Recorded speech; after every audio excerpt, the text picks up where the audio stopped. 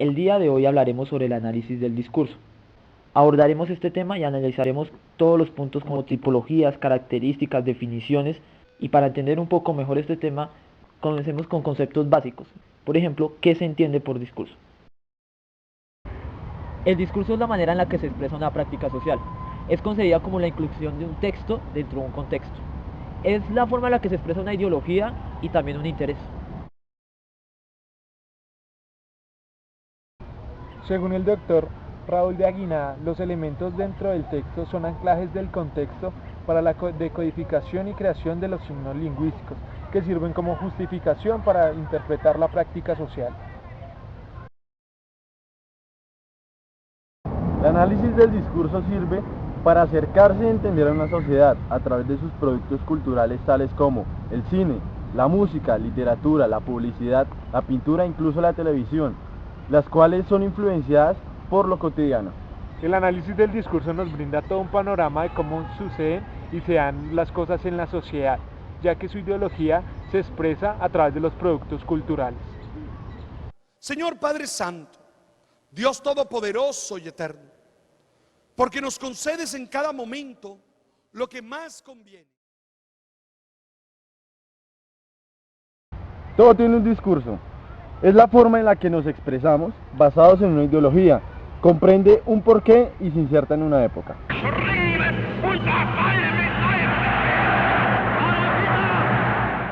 El análisis del discurso comprende un estudio entre los significados y los sentidos, es decir, entre lo explícito y lo implícito.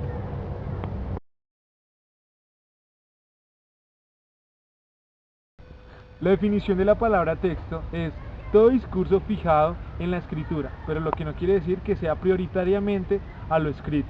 Sí, es decir, una receta, un cartel publicitario, un artículo de prensa, un discurso político, necesita no solo de signos verbales, sino que también necesita suministros como gestos, entonaciones, imágenes. Por ende, el texto y el discurso son como las dos caras complementarias a un objeto común. En este mismo lugar huele a azufre todavía.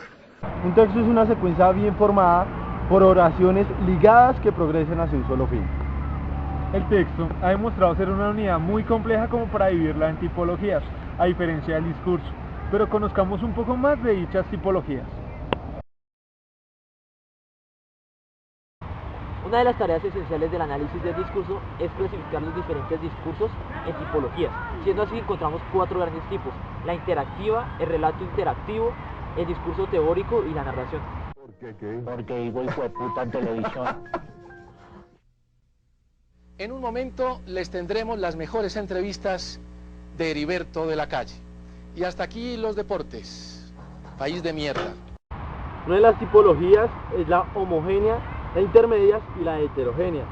Esta heterogénea básicamente se apoya sobre la base única para elaborar una grilla abstracta. ¿Esto qué quiere decir? Más o menos se funda entre lo narrativo, entre lo argumentativo y lo descriptivo.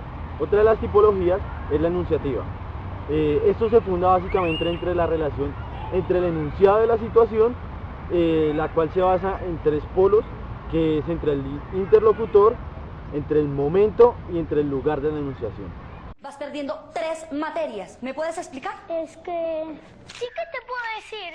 Tratamos de seguir las indicaciones del profe. Y bueno, no se cumple el objetivo. Otra tipología es la situacional. Esta básicamente trata sobre el lugar en donde se ve el discurso y el lenguaje.